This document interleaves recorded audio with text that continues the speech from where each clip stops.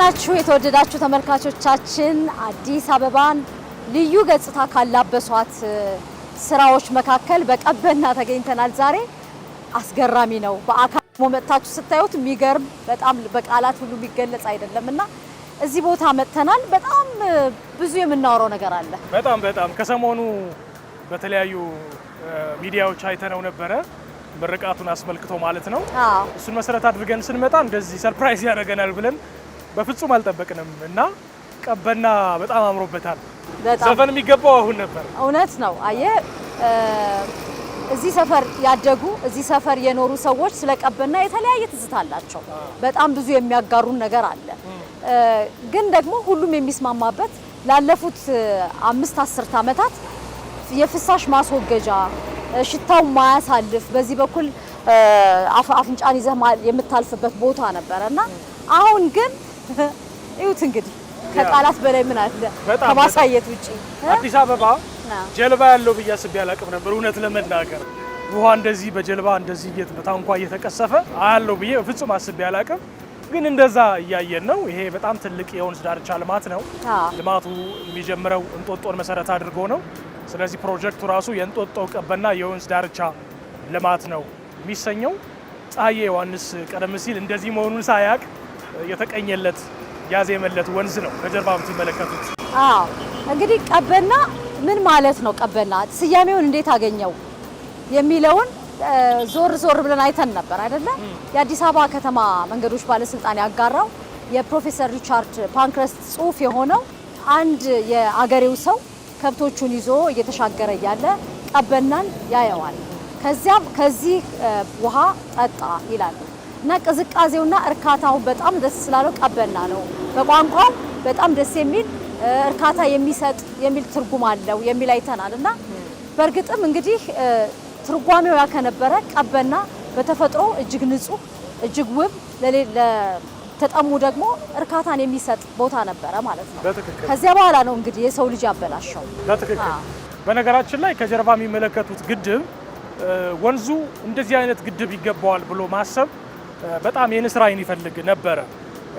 ለመጀመሪያ ጊዜ እዚህ አካባቢ ድልድይ የተሰራው ቀደም ሲል አንቺ ያልሽው መረጃ 1902 ዓ.ም ላይ አንድ የውጭ ሀገር ዜጋ ጓደኛው በዚህ ጎርፍ በመበላቱ ምክንያት ሰፈሩ ድልድይ ይፈልጋል ብሎ በዛ ዘመን ድልድይ ሰርቶ እንደነበረ መረጃዎች ያሳያሉ።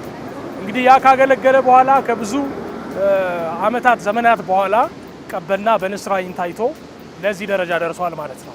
አሁን ቀበና እንደምታዩት እንግዲህ መዝናኛ ነው። በጀልባ ትሄዳላችሁ። ከዚያ ደግሞ ልክ እንደኔና እንደ ሀብቴ አለባበስ አስተካክሎ ለሚመጣ በደንብ በእግሩ እየተንሸራሸረ ንጹህ አየርን የሚያይበት ነው። እንደዚሁም ደግሞ እንደምታዩት ግድብ ሁሉ አለው። ሬስቶራንቶች፣ ካፌዎች፣ ሁሉን ነገር በአንዴ የያዘ ቦታ ሆኗል። እንግዲህ ይህን ይመስላል። በጣም አሪፍ ዝግጅታችን የቀበናን የልማት ኮሪደር የወንዝ ዳርቻ ልማቱ ነው የሚመለከተው። ሁሉንም ማየት አንችልም፣ ምክንያቱም ይሄ የወንዝ ዳርቻ ልማት እስከ አቃቂ ወንዝ መገናኛ ድረስ 10.5 ኪሎ ሜትር ይሸፍናል። በዛ መሃል በጣም ብዙ መሰረተ ልማቶች ተገንብተዋል። ብዙ የቱሪስት ስፍራዎች ተገንብተዋል። እኛ አሁን ካለን ሰዓትና ከወቅቱ ዝናባማነት የተነሳ የተወሰኑትን ዞር ብለን ለማየት ሞክርና መጨረሻችንን እዚሁ ማታ እናደርገዋለን የጀመርንበት ቦታ። ስለዚህ 10 ኪሎ ሜትሩን እንኳን ባንሄድ የተወሰነውን ዞር ብለን እናያለን። አብራችሁን እንግዲህ ተጓዙ፣ አብራችሁን ሁኑ። አዲስ አበባ ምን ያህል እንደተለወጠች እንግዲህ አብራችሁን በመዟዟር ትመለከታላችሁ። ከኤንቢሲ ውድ ጋር ቆይታ አድርጉ።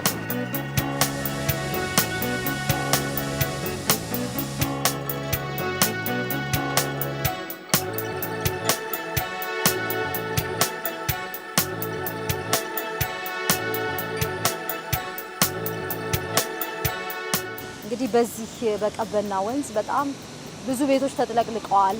ብዙ ንብረት ወድሟል። ብዙ ሕይወትም ጠፍቷል።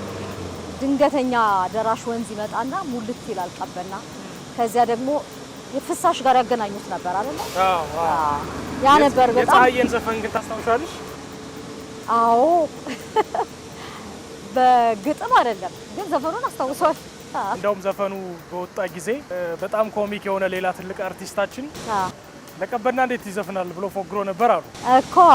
እና ፀሐዬ ስላደገበት ብቻ ሳይሆን ይህንን አርቆ ስላየም ይመስላል። እውነት ነው። የቀበና ወንዝ ዳርቻ ልማትን የሚጎበኝ ሰው የኮከበ ጽባህ ትምህርት ቤትን ሳያይ አያልፍም። በጣም ታሪካዊ ትምህርት ቤት እንደሆነ ነው የሚገባን። ከአዲስ አበባ ትምህርት ቤቶች እንዴት ነሽ? ስንት ነው በቆሎ? ስንት? 60 ብር። ኦኬ ያው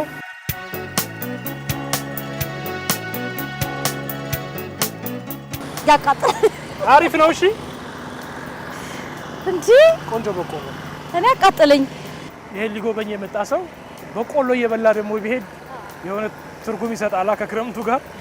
በጣም ጊዜው በጣም ደስ ይላል። አየሩም ትንሽ ወደ አመሻሽ ላይ ነው ያለነው አሁንና በቆሎ ሲጨመርበት እንዴት እንደሚያምር ማሰብ ነው።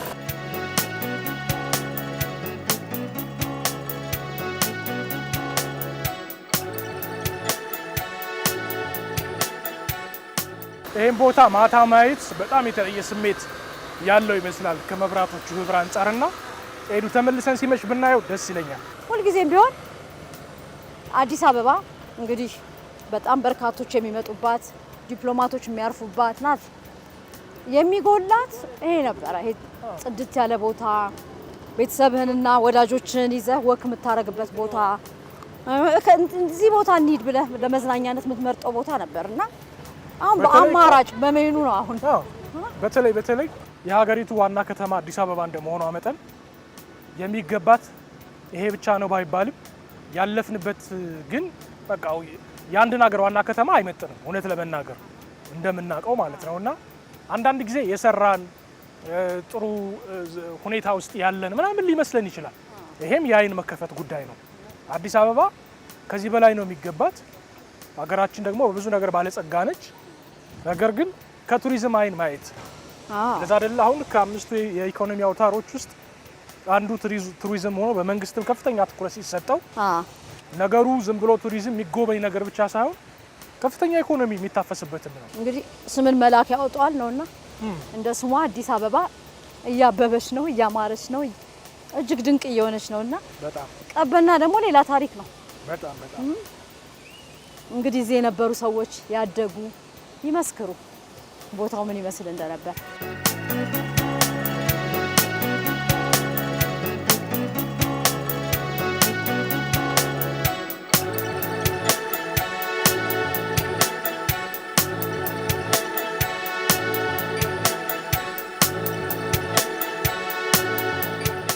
ቀበና ከፍተኛ የሆነ ብዝሃነት የነበረበት ስፍራ ነው። እንዴት ናችሁ? ሰላም ናችሁ? አለን።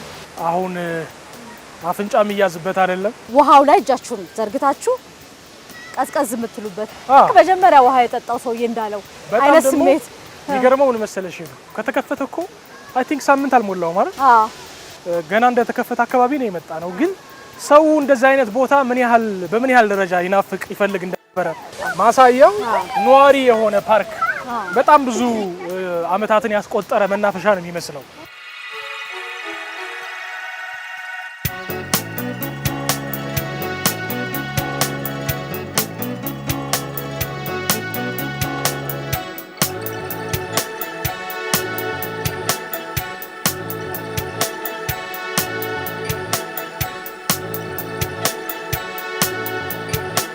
ከግድቡ በስተጀርባ በራስጌው በኩል ወክ እያደረግን ነው። እዚህ አካባቢ ስንደርስ ትንሽ የሚያስደነግጥ ነገር አይተናል። ምንድን ናቸው ግን? አንበሳ ነው የሚመስሉት። ከሩቅ ጅብ ነበር የመሰሉኝ። ከዛ አንበሳ መሰሉ፣ ነብርም መስሎኝ ነበረ። በጣም ኮረብታው ላይ ሆነው በጣም ተቆጥተው ነው። በተለይ እዚህ አካባቢ የነበሩ ይሆን? ምናልባት ታሪካዊ ትስስር ካለው ለምን ድሮ ጫካ የነበረ ይመስላል። አረንጓዴ ስሜት አሁንም ድረስ አለው። ቦታው ራሱ ይሄ የሚታየው አረንጓዴ ስሜት የኮከበ ጽባህ ትምህርት ቤት ነው አይደል? ጀርባው ይመስላል። የሱ ጀርባ ነው ይመስላል። እንግዲህ ለወክ በጣም ተመራጭ ነው። አሁንም በርካታ የምናውቃቸውን ሰዎች ጭምር ወክ እያደረጉ እያየን ነው። እዚህ መስመር ላይ ተመልከቱ። እንግዲህ አሁን ወንዙን ተከትሎ ነው አይደል እየሄደ ያለው? ወንዙን ተከትሎ ወደ ግድቡ ይሄዳል። ወንዙን በግራና በቀኝ በኩል ልምላሜ ያለ ካፌዎች አሉ፣ መዝናኛዎች አሉ። በተለያየ መንገድ ደግሞ መሻገር ይቻላል። ያኛው ድልድይ አለ፣ ጠልጣዩ ደግሞ ባለገመድ ድልድዩ አለ። ምን አይነት ስሜት እንዳለው ላይ ወጥተን ማየት አለብን ስንሻገር። ወክ እያደረጋችሁ እንዴት ነው? ሰላም እንዴት ነህ? ደህና ነህ? ስራ ጥሩ ነው? ናይስ። ብዙ ጎብኚዎች ናቸው ያሉት። አሁን እንዲገርም። እንዴት ናችሁ?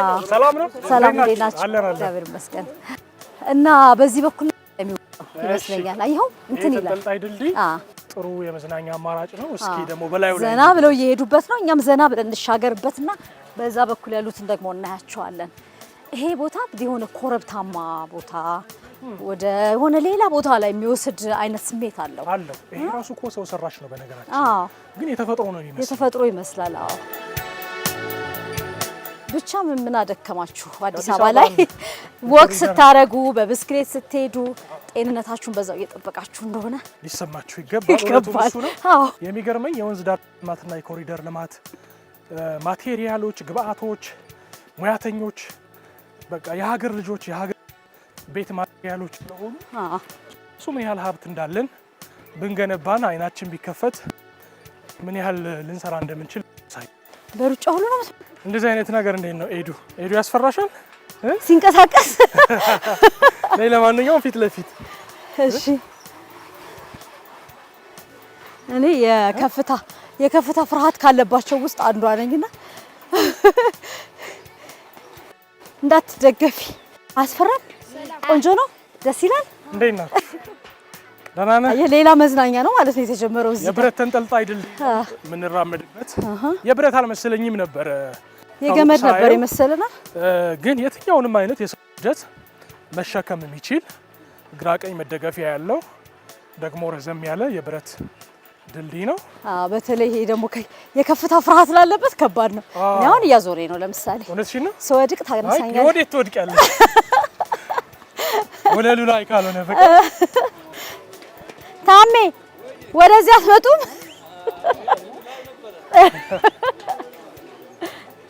በርካታ ሰዎች ወክ እያደረጉ ነው። አርቲስቶችም እያለፉ ነው። ሰዎችን ሁሉ እያየን ነው። መጀመሪያ ላይ ይሄ ምንድነው የከፍታ ፍርሃት ያለበት ሰው ነው። አሁን ከፍ እያልኩ ሲሄድ ትንሽ እንትን አደርጋለሁና በኋላ ግን ለመድኩት። እንደውም እንደ ልጆቹ ሳልሮጥ ሁሉ አልቀርም።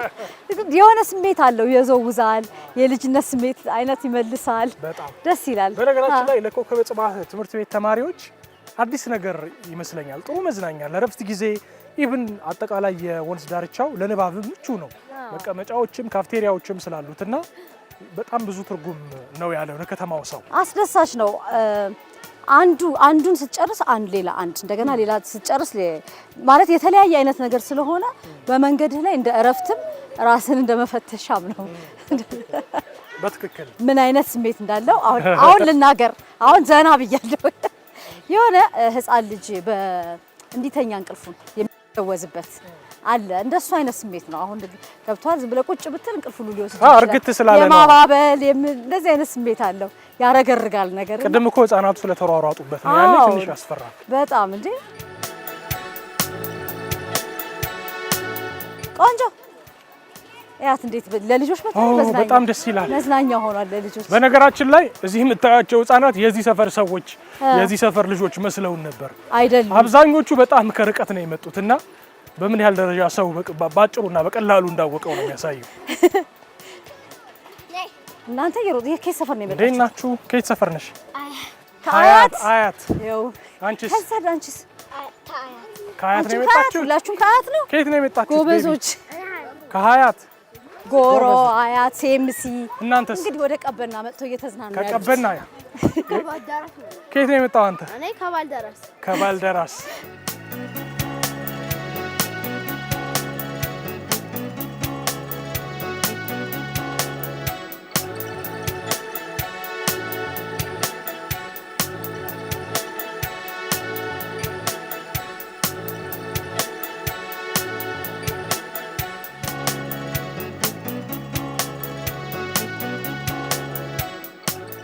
ከድልድዩ ብዙ ሩቅ አይደለም አሁን ያለንበት ቦታ ማለት ነው።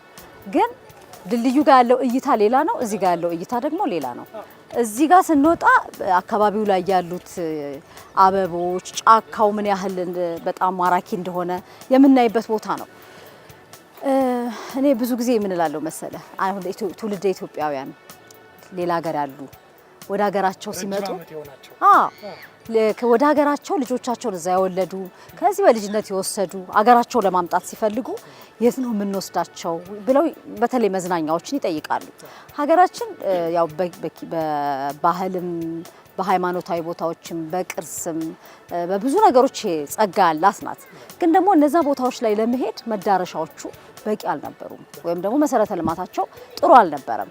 በችግር ነው የሚደረሰው እንደዚህ እና አሁን ግን የተሰጠንን ጸጋ እንደገና በደንብ ደግፈን በደንብ የምንዝናናበት ቦታዎች ናቸው እየተሰራ ያሉት እና ከየትም ሀገር ልጆቻቸውን ይዘው የሚመጡ እንግዳ ይዘው የሚመጡ ሰዎች አሁን መኩራት ይችላሉ።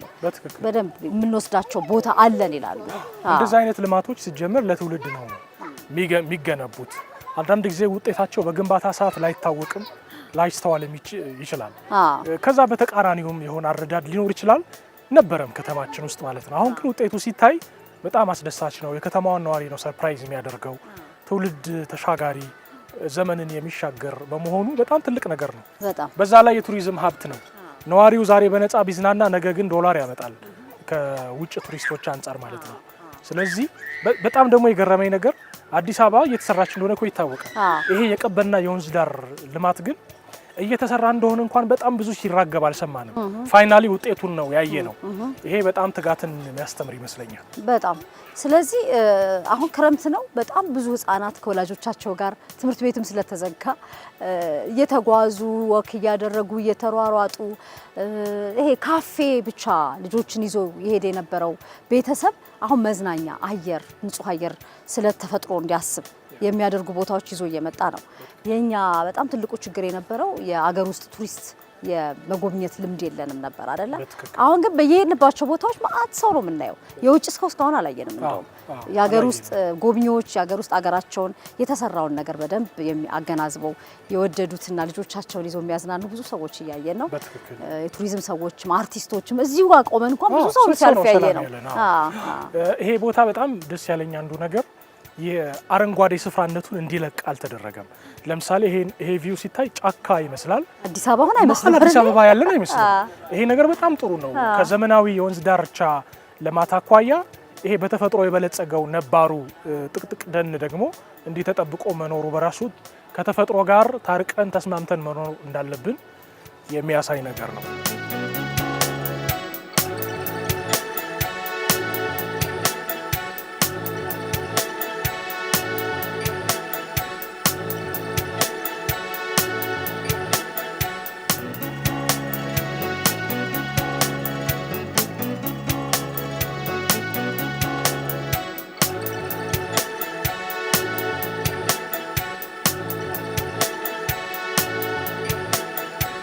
ቀበና አካባቢ አመሻሹ ደግሞ እንዴት ሞቅ እንደሚል እንድታዩት ነው ወደዚህ የመጣ ነው። ከኋላችን ፕላዛው አለ፣ ቀበና ፕላዛ። በጣም ብዙ ሰዎች ወደ ቀበና መዝናኛ ቦታዎች እየጎረፉ ነው ያሉት። ጥሩ የመዝናኛ አማራጭ አግኝተዋል። በጣም ፀሐይ ሲያዘቀዝቅ ያለው ውበት በጣም የተለየ ነው። ያለነው አንድ መንደር ውስጥ ነው። በነገራችን ላይ አጠቃላይ የወንዙ ተፋሰስ ብቻ ከ10.5 አካባቢ ኪሎ ሜትር ነው ብለናል ቀደም ሲል። እኛ ግን ወደ ታችም ርቀን አልሄድንም። አንድ አካባቢ ሆነን የተለያየ ነገር ግን አይናችን እያየ ነው።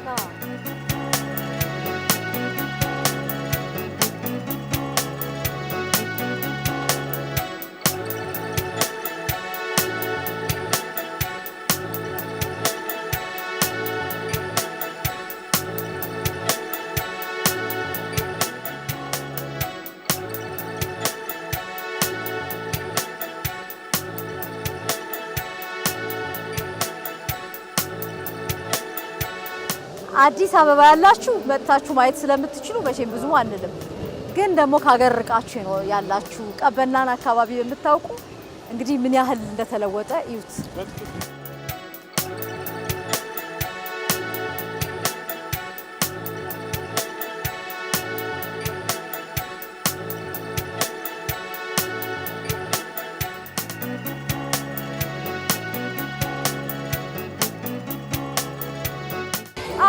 ቀበና ነን ያለነው። ዱባይ ያለን ነው የሚመስለው። ቢች ላይ ስጓዝ ለመጀመሪያ ጊዜ አሁን ቢች አለን አዲስ አበባ መሀል ላይ ቀበና ላይ ቢች አለን የምንዝናናበት እጅግ ውብ የሆነ በጣም ለመምጣት ጉጉት ላይ ናቸው። የምር በጣም ደስ የሚል እኔ ማመን አልቻልኩም። በጣም ነው ደስ ያለኝ በእውነት ቆንጆ ቢች እዚያ መሀል አዲስ አበባ ቀበና ላይ ይሄን የመሰለ ቢች ተሰርቶልናል። አሁን ምን ቀረ እንግዲህ ልጆቻችሁን ይዛችሁ ለምትመጡ ወላጆች በጣም ልዩ ስሜት ባለው መንገድ ልጆቻችሁ እንዲያሳልፉ እንዲያመሹ ስትፈልጉ እዚህ ይዛችኋቸው ኑ። አዲስ አበባ የድሮ የብክለትና የብክለት ስፍራ የነበረው ቦታ ላይ ቢች ላይ ልጆቻችሁን ማዝናናት ትችላላችሁ።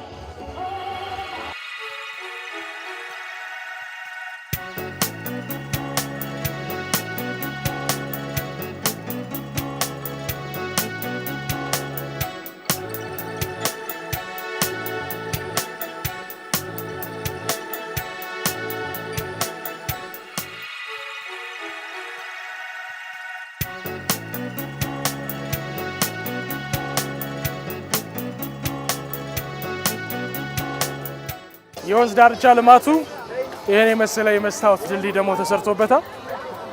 ወንዙን እያየን ነው የምንጓዘው። ከስር ቀበና ኮለል እያለ እያለፈ ነው ያለው። በጣም የሚገርም ስሜት ነው ያለው። እንደምታዩት ነው ግን አይገርማችሁ? እስከ ዛሬ ድረስ ሰው በቤቱ የሚቀመጠው ለካ መሄጃ ስላልነበረው ነው የሚያስብል አይነት ነው እያየን ያለ ነውና በጣም የሰው ብዛት የመገፋፋቱ ያውም ደግሞ ፕሮጀክቱ የተመረቀው ገና በሰኔ 21 ነው የተመረቀው። ዛሬ ሳምንት ራሱ ባልሞላ ጊዜ ውስጥ የከተማው ነዋሪ በዚህ መጠን እኛ ለቀረጻ እስክንቸገር ድረስ ነው እየተገፋፋን ያለ ነው።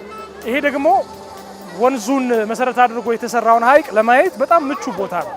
በጣም የሚገርማችሁ ሌላ ሀገር ላይ መልክዓ ምድራቸው ሲያምር ብለን የቀናንባቸው አገራትን የሚያስንቅ ነው። በጣም የሚያምረው እውነት በቃ ተገኝተን ደግሞ ማታ ሌላ ውበት ነው። ሌላ ደስ የሚል መብራቶቹ ጋር የሚፈጥረው ከውሃው ጋር ቢቹ ጋር ድልድዮቹ የሰው ጭፈራ አንድ ላይ ተደማምሮ የሚፈጠረው ነገር በጣም ነው ደስ የሚለው። ደስ ይላል። አገር ላይ እንዲህ ሲሆን በጣም ያስደስት ነገር ነው። ልዩ ስሜት ነው ያለው። ይሄ ውሃ አፈር ያዘለ ስለሆነ መቼም እንደዚህ በዚህ መጠን ከተሰራ ውሃውን ማንጻት ይቻላል ብዬ አስባለሁ አይደል? በተለያየ ቴክኖሎጂ ውሃው የውሃ ከለር መያዝ ሲጀምር ካፈር ነፃ ሲሆን ደግሞ የበለጠ የቀናንባቸው በፎርኬ ቀረጻዎቻቸው ጎግል አድርገን የምናያቸውን አገራት እዚህ በቀላሉ ልናይ እንችላለን ማለት ነው። እውነት ነው።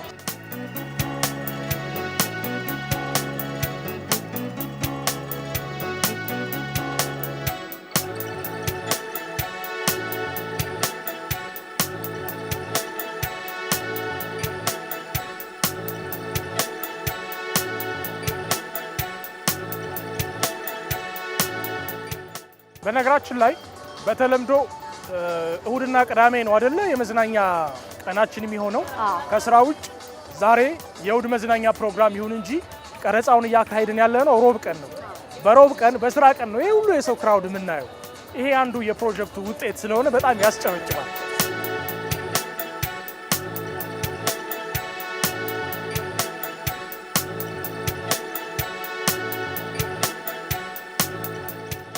የቀበና ሽርሽራችንን የጀመርነው ከቀኑ 9 ሰዓት አካባቢ ነበረ።